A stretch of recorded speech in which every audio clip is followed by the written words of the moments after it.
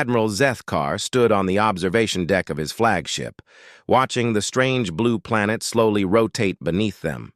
Earth, the humans called it. Such a simple name for what had become the most puzzling addition to the Galactic Empire's database of inhabited worlds. The tall, silver-skinned Valdran officer adjusted his ceremonial armor and checked his chronometer. The human representative would arrive soon, and Zethkar still couldn't understand why Emperor Malthius had insisted on including these primitive creatures in the grand tournament.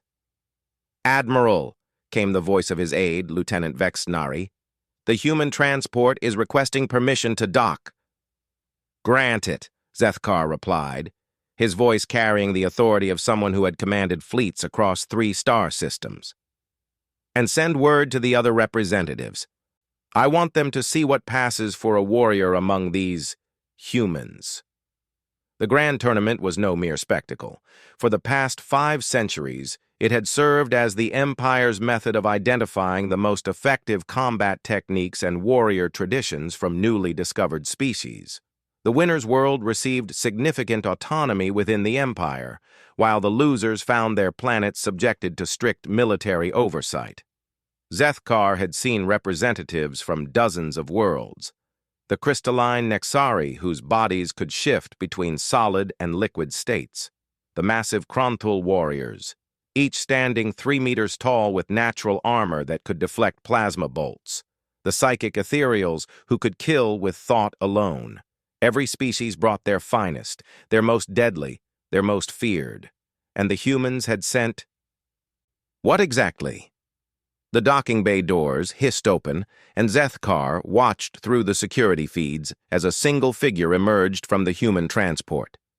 The being was small by galactic standards, perhaps only 1.8 meters tall, with pale skin and dark hair tied back in a simple knot. It wore loose, dark clothing that seemed to absorb light rather than reflect it. No visible armor, no obvious weapons, no technological enhancements that Zethkar could detect. "Is that it?" Lieutenant Vexnari asked, her tentacled face twisting in what passed for confusion among her species. "Where are the others?" "That appears to be their entire delegation," Zethkar replied, though he double-checked the sensors to be certain. 1. Individual. The human walked with fluid grace through the docking bay, seemingly unimpressed by the massive ship around them. Zethkar had seen this before. New species often showed fear or wonder when first boarding an Imperial vessel. The ships were designed to intimidate, with their dark metal corridors and oppressive lighting. This human showed neither fear nor wonder. They simply walked. "Bring them to the main hall," Zethkar ordered. "Let's get this over with." The main hall of the flagship served multiple purposes. Today, it housed the representatives from 12 different worlds, each surrounded by their entourages of advisors, trainers, and observers. The air hummed with tension and barely contained aggression as natural predators from across the galaxy sized each other up. In one corner stood Brutak of the Kronthul Imperium, his massive frame covered in battle scars and ceremonial war paint. His species had conquered their home system through pure physical dominance, and Brutak represented the pinnacle of their warrior culture. He was literally twice the size of any other representative in the room. Near the center stood Silthara of the Nexari Collective. Her crystalline body shifted constantly between forms, creating an unsettling display that made even the other representatives uncomfortable. The Nexari had developed their shape-shifting abilities through millennia of warfare, turning their entire bodies into living weapons. In the shadows lurked Morgad of the Shadow Clans, a ethereal whose very presence made the temperature in his area drop several degrees. His species fought wars without ever touching their enemies, using psychic abilities that could stop hearts from orbit. And then there was the human. The being had given their name as Kenji Nakamura, though they offered no title, no rank, no indication of their role in human society. When asked about their fighting style, they had simply said ninjutsu, a word that meant nothing to the Empire's translators. "Welcome," "Warriors of the galaxy," Admiral Zethkar announced, his voice amplified throughout the hall. "You represent the finest combat traditions your worlds can offer. Over the next 7 solar cycles, you will face challenges designed to test not just your individual skills, but your species' approach to warfare itself." The Admiral gestured to a massive holographic display that materialized in the center of the hall. It showed a complex, 3-dimensional maze filled with obstacles, traps, and defensive positions. "Your first trial will be the Labyrinth of Kethmore. Each of you will navigate this structure while being hunted by automated defense systems and combat drones. Your goal is simple: reach the center and claim the victory token. The methods you use will be analyzed by our combat specialists to better understand your species' tactical capabilities." Brutak let out a thunderous roar that shook the deck plating. "Finally! Something worthy of a true warrior's attention!" Silthara's crystalline form rippled with anticipation. "Our adaptability will prove superior to mere brute force." Morgod said nothing, but the temperature around him dropped another few degrees. The human, Kenji, simply nodded once. "Who wishes to go first?" Zethkar asked. As expected, Brutak stepped forward. "The Kronthul fear nothing. I will show you what real warriors look like." The other representatives were escorted to an observation deck overlooking the labyrinth. Zethkar watched with professional interest as Brutak was transported to the maze's entrance. The Kronthul warrior stood nearly 3 meters tall, his massive frame barely fitting through the entrance corridor. "Release the hunting protocols," Zethkar ordered. Immediately, the maze came alive. Combat drones emerged from hidden alcoves, their energy weapons charging with deadly intent. Automated turrets descended from the ceiling, targeting sensors locking onto Brutak's massive heat signature.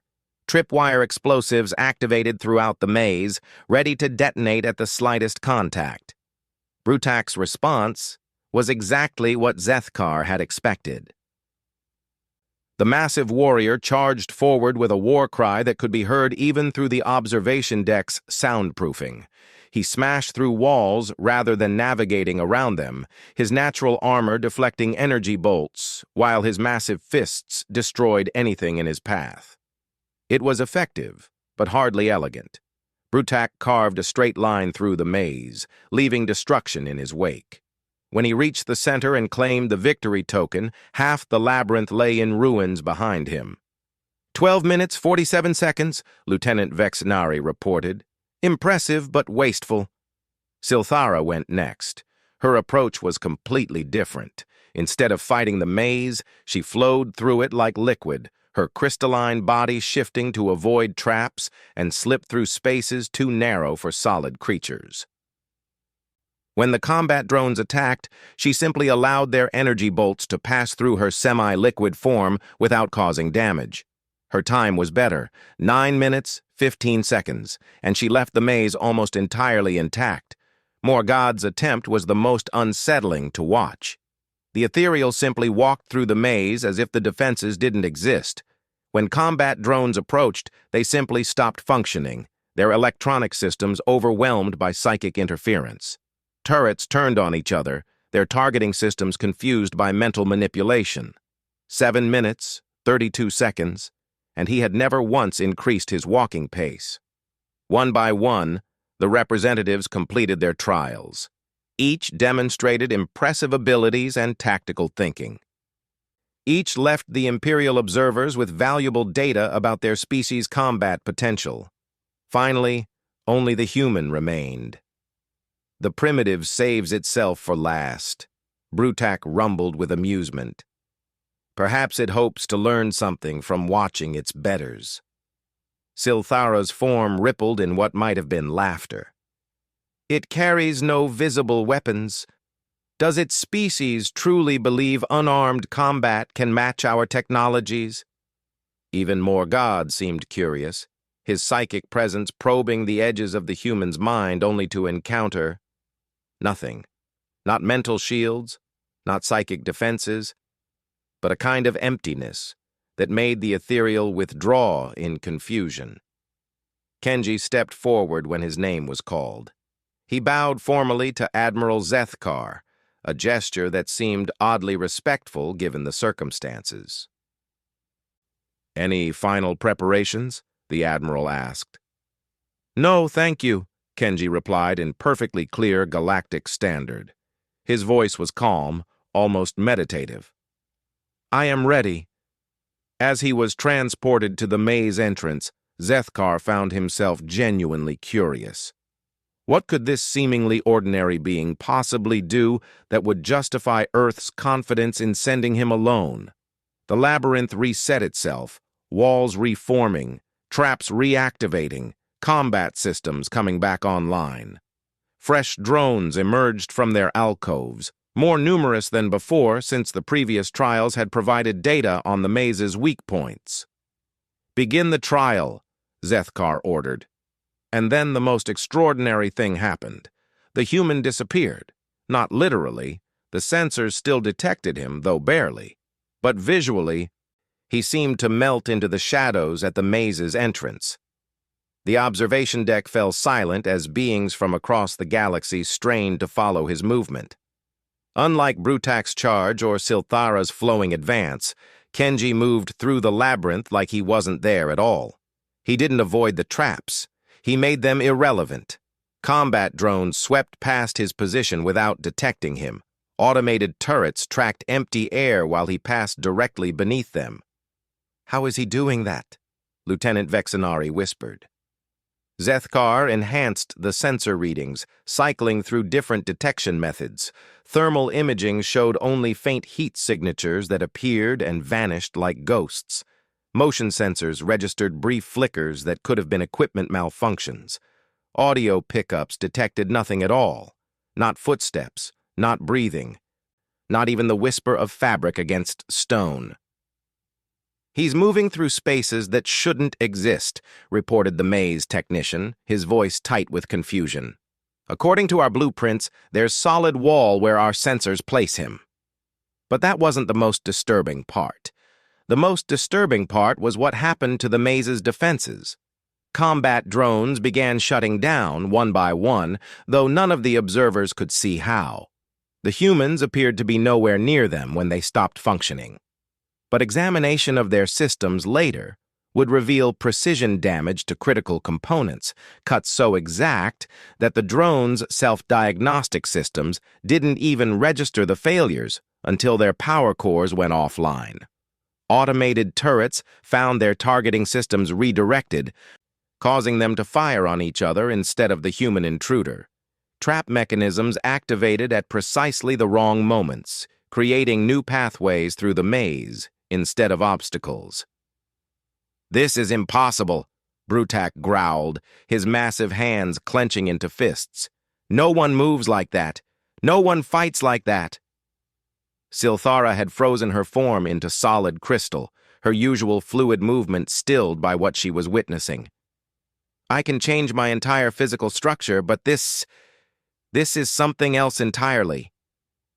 Even more God seemed disturbed.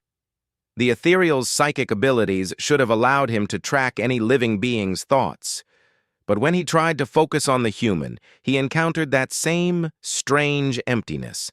Not the absence of thought, but a perfect, trained stillness that made mental contact impossible.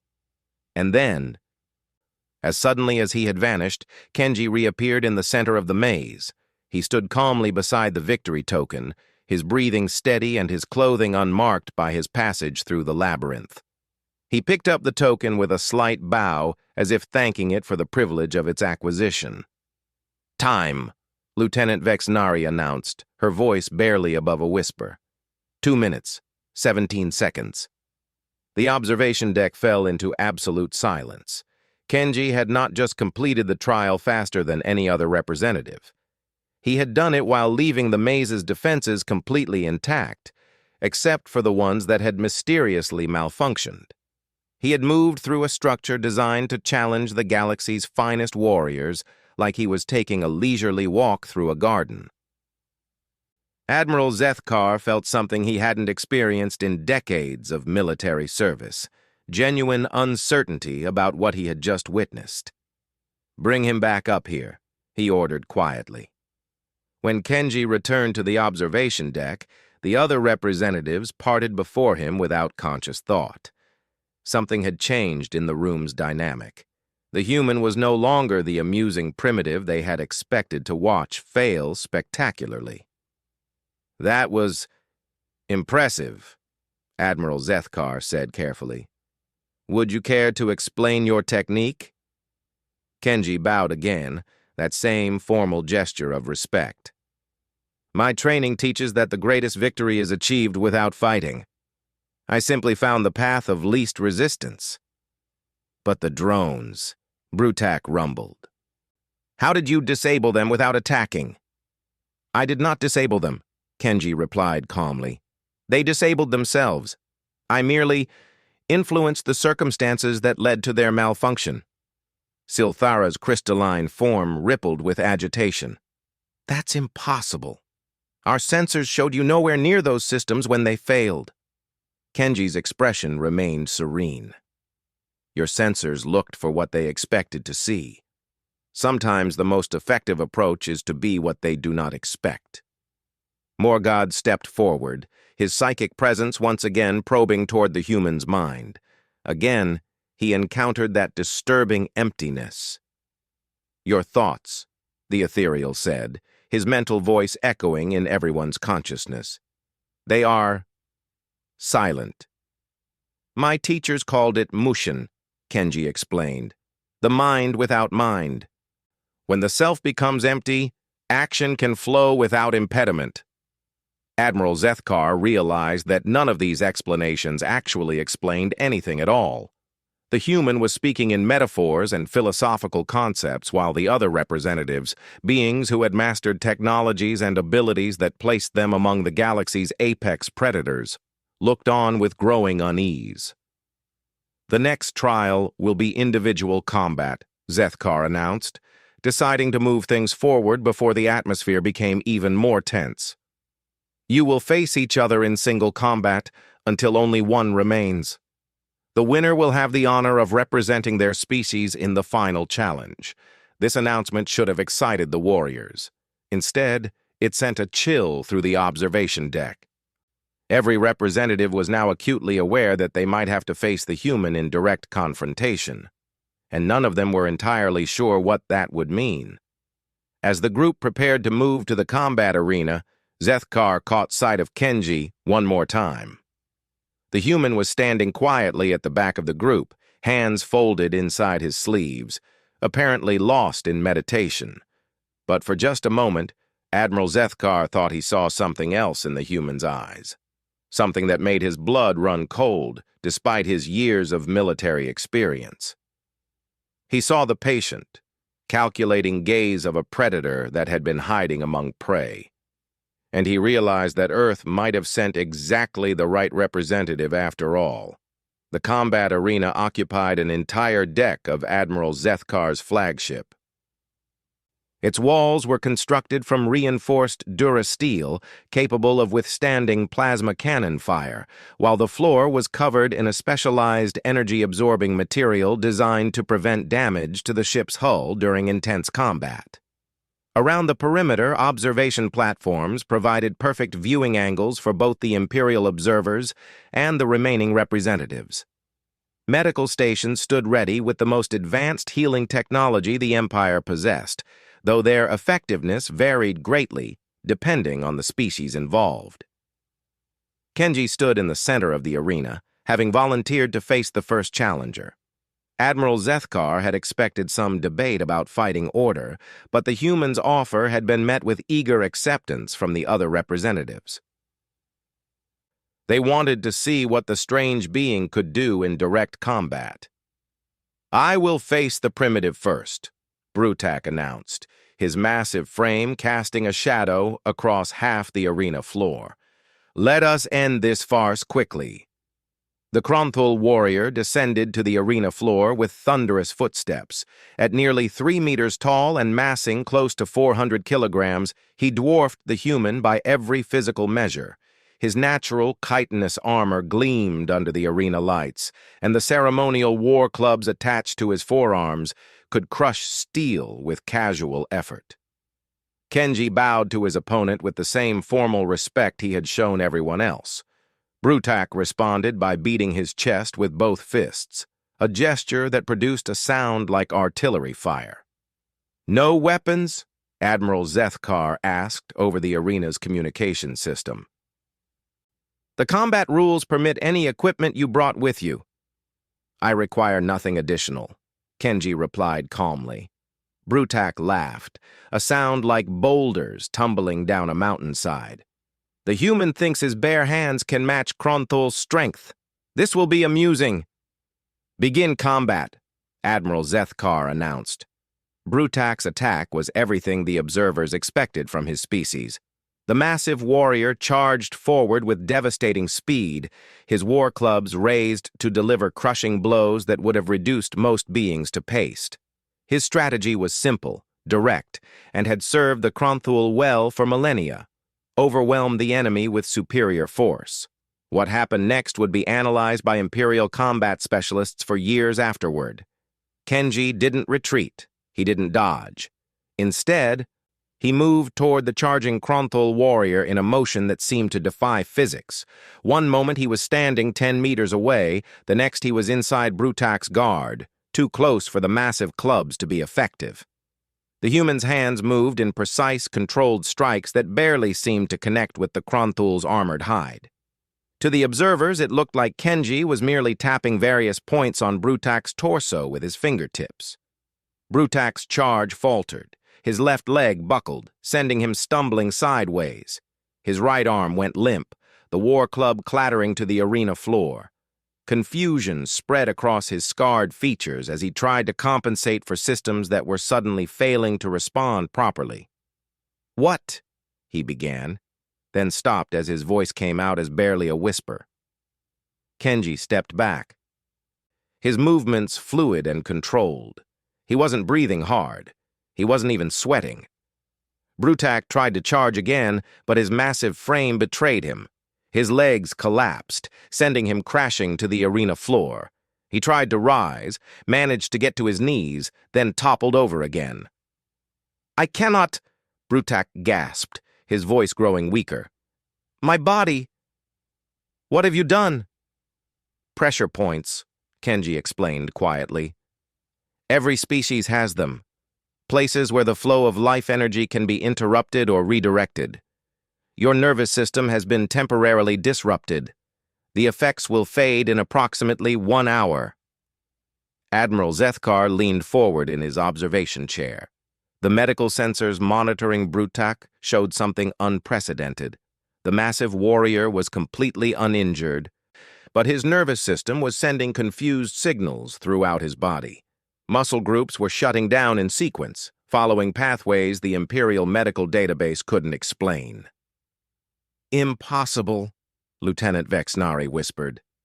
"Nothing should be able to affect Kronthul physiology like that. Their nervous systems are completely different from standard galactic norms." But Kenji had somehow mapped those differences in the span of seconds and applied techniques that worked despite the alien biology. "Medical assistance is not required," Kenji announced to the arena staff. "He will recover naturally."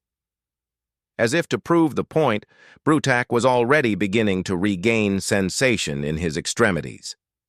The massive warrior stared at the human with something that hadn't been in his expression before: respect tinged with fear. "How did you know?" Brutak asked as medical personnel helped him to his feet. "How did you know where to strike?" "All living beings have patterns," Kenji replied. "Life flows in predictable ways. One simply needs to observe and understand." Silthara was the next to descend to the arena floor. Her crystalline form flowed like liquid mercury as she moved, already beginning to shift into combat configurations. Razor-sharp edges appeared along her limbs while her torso became translucent, making it difficult to determine where vital areas might be located. "Shape-shifting against an opponent who targets specific points," Admiral Zethkar mused. Clever strategy. The Nexari warrior's approach was completely different from Brutak's direct assault. She flowed around the arena perimeter, her form constantly changing to probe for weaknesses in Kenji's stance or attention. One moment, she was a liquid pool sliding across the floor. The next, a towering crystalline spear reaching toward the arena ceiling. Kenji turned slowly to track her movement, but otherwise remained motionless in the arena's center. Silthara's attack came from 3 directions simultaneously. Part of her form launched razor projectiles, while another section flowed across the floor toward Kenji's legs. A third crystalline tendril descended from above, seeking to impale or entangle. The human's response was poetry in motion. He moved between the attacks like water flowing around stones. The razor projectiles passed through spaces where he had been microseconds before. The flowing section found nothing but empty air where his feet should have been. The descending tendril struck arena floor instead of human flesh. But more than just evasion, Kenji seemed to understand exactly how Silthara's shape-shifting worked. As she reformed for another attack, he was already moving to intercept her at the precise point where her dispersed form would reconcentrate. His hand struck her crystalline surface at the moment of reconstitution, and the effect was immediate. Silthara's form locked into solid crystal, her usual fluid movement completely arrested. "Structural resonance," Kenji explained as the Nexari warrior struggled against her own crystalline matrix. "Every shapeshifter must have a moment of vulnerability during transformation. You simply need to recognize the frequency pattern." The medical sensors showed that Silthara was unharmed, but unable to access her shape-changing abilities. Kenji had somehow introduced a harmonic vibration that interfered with her species' most fundamental capability. "This is impossible," Silthara managed to say through her locked crystalline form. "Only our own scientists understand our transformation matrix." "All things have patterns," Kenji repeated. "One simply needs to observe." It took 47 minutes for Silthara's natural systems to reset and restore her shape-shifting abilities. During that time, she remained locked in crystal form, completely helpless despite being physically unharmed. The pattern was becoming clear to Admiral Zethkar. The human wasn't defeating his opponents through superior strength or advanced technology. He was understanding them better than they understood themselves, then using that knowledge to exploit vulnerabilities they didn't even know existed. Morgod descended to the arena floor with visible reluctance. The ethereal's psychic abilities had proved ineffective against the human during the labyrinth trial, but perhaps direct mental assault would yield different results. The temperature in the arena dropped 15 degrees as Morgod focused his considerable psychic powers. Frost began forming on the arena walls. The other representatives shivered despite their environmental suits. Kenji stood calmly in the center of the supernatural cold, apparently unaffected. Morgod's first attack was subtle, a mental probe designed to induce disorientation and confusion. The psychic lance struck Kenji's mind with enough force to cripple most sentient beings. It encountered that same strange emptiness and dissipated harmlessly. The ethereal's second attempt was more direct. He projected waves of terror and despair, emotions so intense they could drive victims to madness or suicide. The psychic assault battered against Kenji's consciousness like a hurricane against a mountain. The human's expression never changed. He remained centered, calm, apparently unaware that he was under attack at all. Morgod's frustration grew. He had never encountered a mind so completely resistant to psychic manipulation. Even other psychic species had thoughts and emotions that could be influenced or exploited. This human seemed to exist in a state of perfect mental equilibrium that provided no purchase for psychic abilities. In desperation, the ethereal attempted a direct neural assault, seeking to overwhelm Kenji's brain functions through pure psychic force. It was a dangerous technique that could kill even the wielder if misused. The attack struck with devastating power, and Kenji began to walk forward. Not quickly, not aggressively, just a calm, measured pace that brought him closer to the increasingly desperate ethereal. With each step, Morgod intensified his assault, pouring more psychic energy into attacks that should have reduced any living being to a gibbering wreck. Kenji continued walking. "Impossible!" Morgod gasped, his mental voice echoing with strain. "Nothing can resist this level of psychic assault. Nothing." "Mental discipline," Kenji said conversationally as he continued his approach. "My teachers called it Joriki. When the mind becomes like still water, external turbulence cannot disturb its depths." Morgod attempted to retreat, but found his psychic abilities backfiring. The mental energy he had directed at the human was somehow being reflected back at him, and his own attacks were beginning to overload his psychic defenses. When Kenji reached touching distance, he placed a single finger against Morgod's forehead. The ethereal collapsed instantly. "Neural feedback loop," Kenji explained to the horrified observers. "Psychic attacks require a mental connection between attacker and target. When that connection encounters perfect stillness, the energy has nowhere to go except back to its source. He will recover, but it may take several hours." Admiral Zethkar realized his hands were shaking. He was watching something that shouldn't be possible. This single human being had defeated representatives of 3 of the galaxy's most formidable warrior species, using techniques that shouldn't work against their alien biologies and abilities. Worse, Kenji had made it look effortless. The remaining representatives were no longer eager to face the human in combat. What had begun as curiosity about a primitive species had transformed into something approaching dread. "Perhaps we should postpone the remaining matches," suggested Vorthak of the Silicon Imperium, his rocky exterior betraying nervous energy fluctuations. "Allow time for analysis of these unusual techniques." "An excellent suggestion," agreed Kessa Andri of the Hive Collective, her insectoid features twitching with agitation. "My species values thorough preparation before engaging unknown threats." But Admiral Zethkar noticed something else happening in the arena. Kenji had withdrawn to one corner and was sitting in what appeared to be meditation. His breathing had become so slow and regular, it was almost imperceptible. His body language suggested complete relaxation, yet the arena's environmental sensors were detecting subtle changes. The temperature was becoming more stable. Air circulation patterns were shifting to optimal configurations.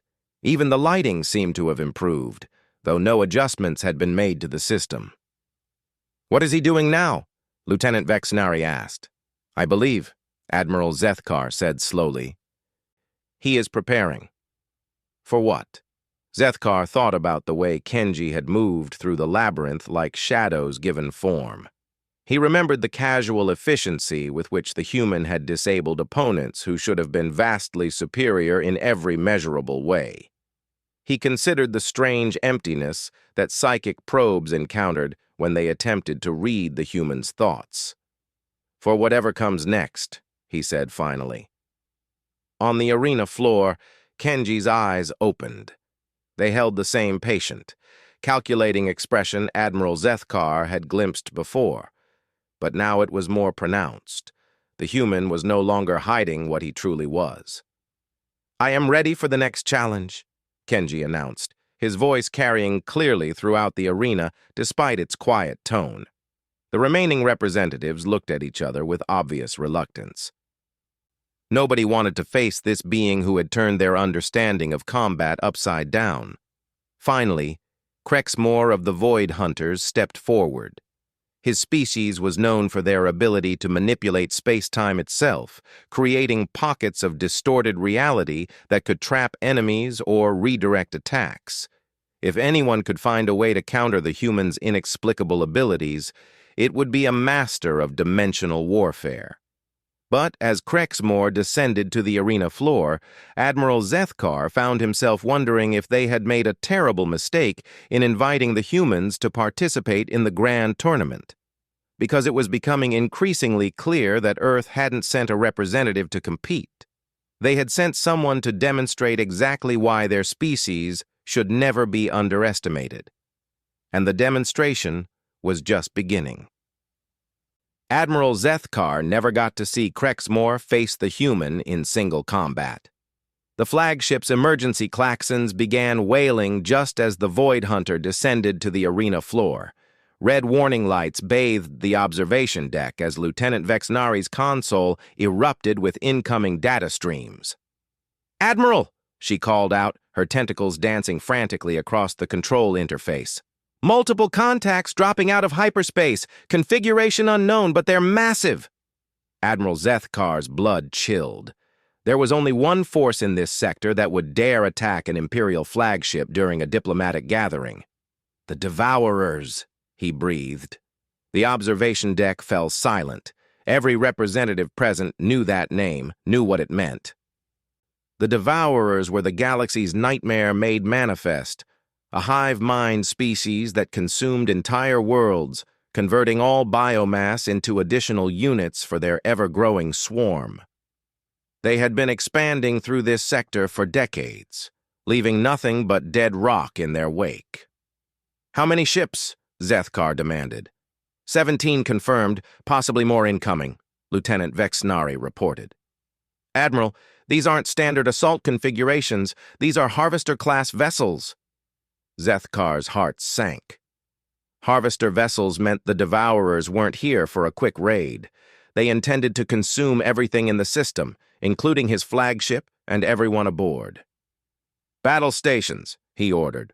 "All representatives return to your ships immediately. We'll try to cover your escape while—" "Admiral," came a quiet voice from the arena floor. Everyone turned to look at Kenji, who was standing calmly in the center of the combat arena despite the chaos erupting around them. "With your permission," the human said, "I would like to remain aboard your vessel." "This is not your fight," Admiral Zethkar replied. "The Devourers will show no mercy to anyone they capture. Your ship can still escape if you leave now." Kenji's expression didn't change. "My teachers told me that there are times when running is wisdom, and times when standing is duty. This feels like a time for duty." Before Admiral Zethkar could respond, the flagship shuddered under the impact of enemy fire. The Devourers had closed to weapons range faster than anyone had anticipated. "All ships—" "Emergency departure!" Zethkar commanded. "Do not attempt to engage! Repeat, do not attempt to—" The communication was cut short as another massive impact sent everyone except Kenji stumbling. The human remained perfectly balanced despite the ship's violent motion. Through the arena's transparent aluminum viewports, the representatives could see what they were facing. The Devourer ships were like living nightmares given form, massive biological constructs that pulsed with their own internal light. Tentacled appendages larger than city blocks reached out to ensnare other vessels, while weapon ports that resembled enormous mouths spat streams of corrosive plasma. 17 ships, Brutak rumbled, though his earlier confidence was notably absent. Each one the size of a small moon. "How does anyone fight such a force?" "You don't," Admiral Zethkar replied grimly. "You run, and hope they don't follow." "No," Kenji said quietly. "You study them. You understand their patterns, and then you find their weaknesses." The human had moved to one of the viewports and was observing the attacking fleet with the same calm attention he had shown during the Labyrinth trial. His eyes tracked the movement of individual ships, noting their formation, their attack patterns, their coordination.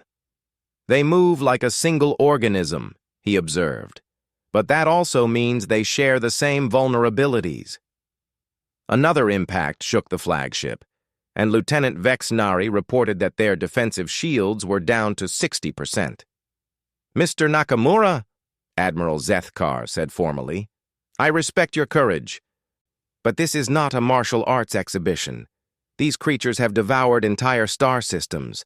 Whatever techniques you used against our representatives won't work against a fleet of harvesters." Kenji turned from the viewport.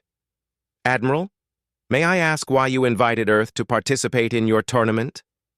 The question seemed absurd given their circumstances, but something in the human's tone made Admiral Zethkar answer. Emperor Malthius wanted to assess the military capabilities of newly discovered species, to understand how they might contribute to the Empire's defense. "And now you face an enemy that threatens to destroy everything you've built," Kenji continued. "Perhaps it would be useful to see what my species can actually contribute. You're one being against an entire fleet." Kenji smiled for the first time since boarding the ship. It was not a comforting expression. "Admiral, I believe you may have misunderstood something about humans.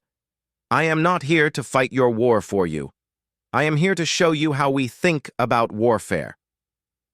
Before anyone could ask what he meant, Kenji spoke in a language none of them had heard before. It was crisp, precise, and carried an undertone of absolute authority. The response came immediately, not through the ship's communication systems, but from outside. Every viewport in the arena suddenly blazed with new light as dozens of ships dropped out of hyperspace in perfect formation. They were smaller than the Devourer vessels, sleek and dark, but they moved with a precision that made the representatives catch their breath. "What?" Admiral Zethkar began. "The human fleet," Lieutenant Vexenari reported, her voice filled with awe. 67 vessels, Admiral. They've been hiding in the outer system." The ships moved like a coordinated dance. They didn't attack the Devourer fleet directly. Instead, they began weaving between the massive biological vessels, too fast and too small for the creature's weapons to track effectively. "They're not engaging," observed Silthara, her crystalline form pressed against a viewport. "What are they doing?" Kenji was still watching calmly. "Humans have fought swarm creatures before, Admiral. We learned long ago that the key is not to match their strength, but to disrupt their coordination." As if responding to his words, the human ships suddenly changed tactics. Instead of random weaving patterns, they began targeting specific points on each Devourer vessel. Not the weapons, not the engines, but seemingly random locations along their hulls. The effect was subtle at first. One harvester's movements became slightly erratic. Another began to lag behind the formation. A third started firing at empty space as if its targeting systems were malfunctioning. "Nerve centers," Kenji explained quietly. "Every swarm creature has them. Specialized organs that coordinate communication between individual units and the hive mind. Humans have become very good at finding and disrupting them." Admiral Zethkar watched in amazement as the coordinated Devourer attack began to fall apart. Ships that had moved in perfect synchronization started colliding with each other. Weapons fired randomly as targeting systems lost connection with the central intelligence. The massive biological fleet was being reduced to individual creatures thrashing about in confusion. "How did you know where to strike?" Admiral Zethkar asked. "Because we've been studying them," Kenji replied, "for the past 3 months, ever since we detected their presence in this sector. Earth has been tracking this fleet, learning their patterns, understanding their biology." 3 months? Lieutenant Vexenari gasped. "But they only entered this system 6 hours ago." Kenji's smile became predatory. "Admiral, perhaps you should ask yourself why the Devourers chose to attack today, at this exact time and place, when representatives from 12 different species were gathered in one location." The implications hit Admiral Zethkar like a plasma bolt to the chest. You used us as bait." "We provided an opportunity for the Devourers to reveal their true capabilities," Kenji corrected, "while ensuring that the galaxy's finest warriors would be present to witness their defeat." The human fleet had finished its precise surgical strikes. Now, as the Devourer ships flailed helplessly in space, completely cut off from their hive mind's coordination, the human vessels regrouped into attack formation. What happened next could only be described as systematic carnage. The human ships didn't simply attack the crippled Devourers, they dismantled them with surgical precision. Each strike targeted critical systems identified during months of careful study. Weapons that could have taken hours to destroy vital components were disabled in seconds. Life support systems that should have taken sustained bombardment to breach were penetrated by single, perfectly placed shots. Impossible, breathed Crexmore, his ability to manipulate space-time forgotten in the face of what he was witnessing. Those ships are tiny compared to the Harvesters. How are they achieving such destructive efficiency? Because size isn't everything, Kenji replied.